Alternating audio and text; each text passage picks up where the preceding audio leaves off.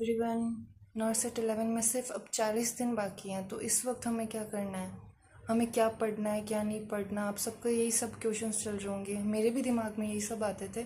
तो इस वक्त हमें क्या करना है, क्वांटिटी से ज़्यादा हमें क्वालिटी कंटेंट पे फोकस करना है। हमें वो सब चीज़ें पढ़नी है, वो टॉपिक्स कवर करना है जो मोस्ट इंपॉर्टेंट है या जहाँ से बहुत सारे क्वेश्चंस हमारे नॉर्सेट एग्जाम्स में प्रीवियसली देखे गए हैं।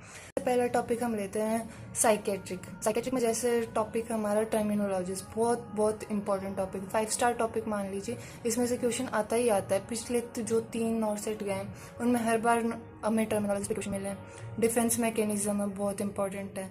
MMSC है, एंटी साइकोटिक ड्रग्स है। एंटी साइकोटिक ड्रग्स आपको पूरे आने चाहिए, उनके साइड इफ़ेक्ट्स, उनके क्या कॉम्प्लिकेशंस हो सकते हैं और कि कौन सी डिजीज़ में कौन सा जो रोल प्ले कर रहा है, एंटी डिप्रेसेंट्स है, सब आपको पता होना चाहिए। और इसमें एक है जैसे लिथियम है, लिथियम के बारे में आपको पूरा नॉलेज होना चाहिए। क्या इसका डोज है, क्या इसका टॉक्सिक है, इसके क्या साइन सिम्टम है, टॉक्सिक साइन सिम्टम्स क्या हैं, जब इसके साइड इफ़ेक्ट्स होते हैं तब क्या होता है। और एक ECT है, एल्कोहल एब्यूज़ है, और कुछ ईटिंग डिसऑर्डर्स जो हैं, ये सब हमें पता ही होना चाहिए। ये साइकेट्रिक में कुछ इंपॉर्टेंट है। और CHN में जैसे हम देखें तो लेवल ऑफ प्रिवेंशन है। 1 लाइनर जब क्वेश्चन आता है तो लेवल ऑफ प्रिवेंशन पे क्वेश्चन हमारा बनता ही है। कॉन्ट्रासेप्टिव्स है, ये तो हर बार हमें देखने को मिल ही जाता है कि कॉन्ट्रासेप्टिव्स पे एक या दो क्वेश्चन हमें मिल जाते हैं। वैक्सीनेशन है, मोस्ट इंपॉर्टेंट टॉपिक्स, CHN का भी मान लीजिए, पीडिया का भी मान लीजिए, मोस्ट इंपॉर्टेंट टॉपिक है। और हेल्थ केयर डिजीज़ है, हेल्थ केयर सिस्टम है, डेमोग्राफी है, वाइटल स्टैटिक्स है, हेल्थ एजेंसीज़। इसमें हेल्थ एजेंसीज़ में हमें लोगो देखना है और लोगो इमेज पे ज़्यादा ध्यान देना है हमें।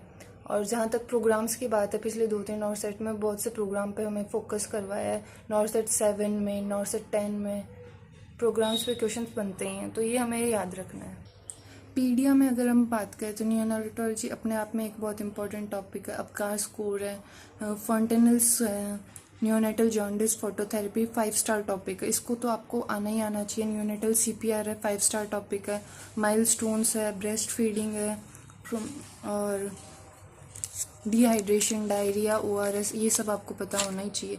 ये सब वो टॉपिक्स है जिन पे हर बार क्वेश्चन आता ही आता है, तो ये तो आपके फिंगर टिप्स पे होने ही चाहिए। फार्मा में है तो जैसे कुछ ड्रग्स है, इनके एंटीडोट्स हैं। ड्रग्स जैसे हिपेरिन, वारफेरिन, मॉर्फिन है।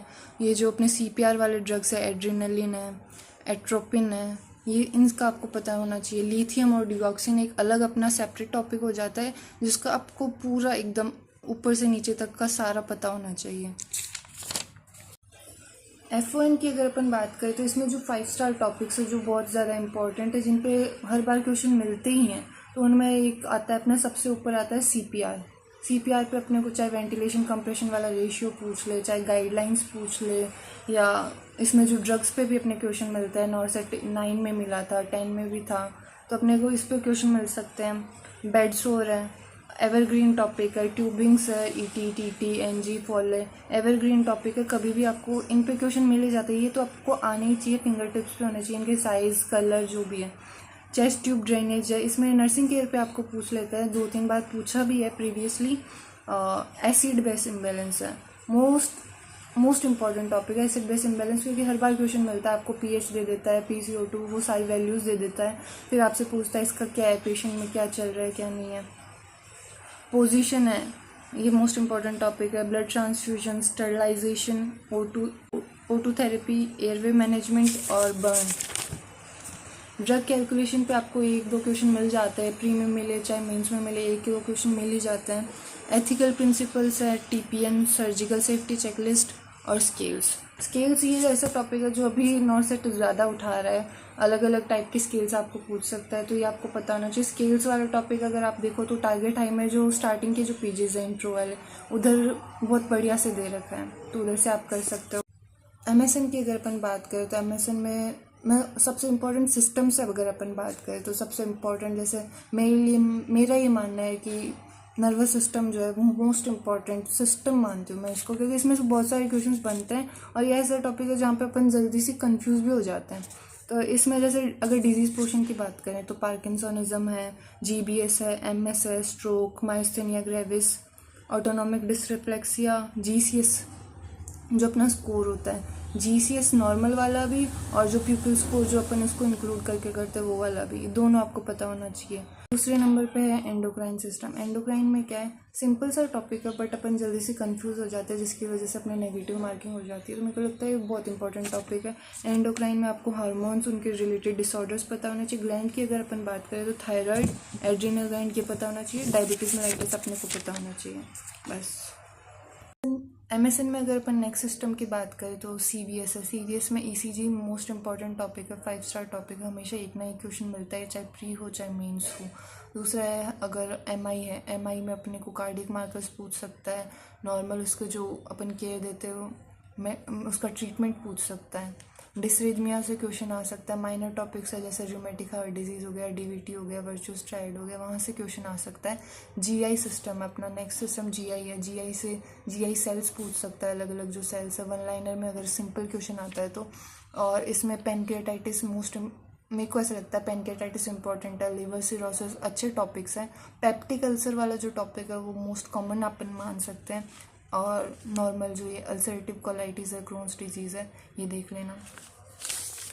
फिर रेस्पिरेटरी सिस्टम है, तो रेस्पिरेटरी सिस्टम में आपको नॉर्मल जो वॉल्यूम्स है, टाइडल वॉल्यूम है, रिजर्व वॉल्यूम है, ये सब पता होना चाहिए। जो साउंड्स है, ब्रीथिंग पैटर्न्स है, जो नॉर्मल अब नॉर्मल दोनों आपको पता होना चाहिए। COPD, न्यूमोनिया में स्पूटम का कलर क्या हो सकता है, ये सब क्वेश्चंस बनते हैं, बैक्टीरियल, वायरल।